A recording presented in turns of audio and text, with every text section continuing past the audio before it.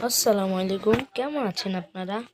আজকে আমরা যে টপিক নিয়ে ভিডিও বানাতে চাচ্ছি সেটা হচ্ছে সেটিংয়ে গিয়ে কন্ট্রোলসের কাস্টম হার্ডের যে সেটিংটা আছে ওই সেটিং নিয়ে।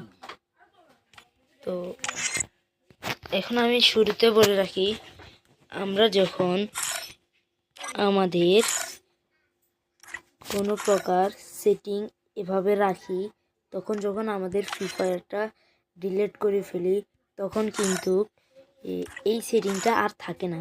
যেমন এই একদম এভাবে হয়ে যায়, আর থাকে না, এভাবে হয়ে যায় আর থাকে না। পরবর্তীতে কি করতে হয়, আমাদের কিন্তু আমাদের সেই সেটিংটা কিন্তু আনতে আর একটু কষ্ট হয়, আবার অনেক বিরক্ত লাগে সেটিংটা করতে। তো সেই সমস্যা থেকে দূর করতে আমি চলে এসেছি আপনাদের মাঝে আবারও। সেই জন্য আমি কি করেছি দেখেন, বেসিকে গিয়ে আমি ডাউনলোডে দিচ্ছি। দেখেন আমার এই কাস্টম হার্ট সেটিংটা কিন্তু সাথে সাথে আবারও হয়ে গেছে।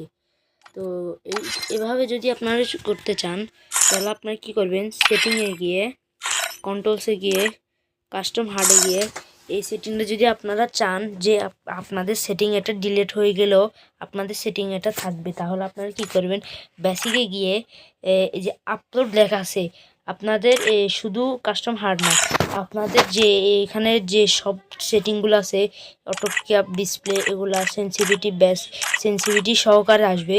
আমি কি করব, বেসিকে গিয়ে আপলোড করব। আপনারা আপনাদের এই যে সেটিং এটা থাকতে কিন্তু এই যে আপলোড করবেন।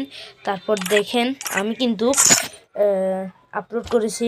এখন আমি কিন্তু আমার সব সেটিং সব কমিয়ে দিয়েছি। দেখেন আবার পুরোপুরি রিসেট করে ফেলছি। রিসেট করার পর দেখেন আমি যদি আপনাদেরকে আবারও ডাউনলোড দেখাই তাহলে কিন্তু আমার সেটিং আবারও চলে আসবে। তো বন্ধুরা, এই ছিল আজকের ভিডিও। কেমন লাগলো? আশা করি অনেক ভালো আছেন। তো আল্লাহ হাফেজ, ভালো থাকবেন।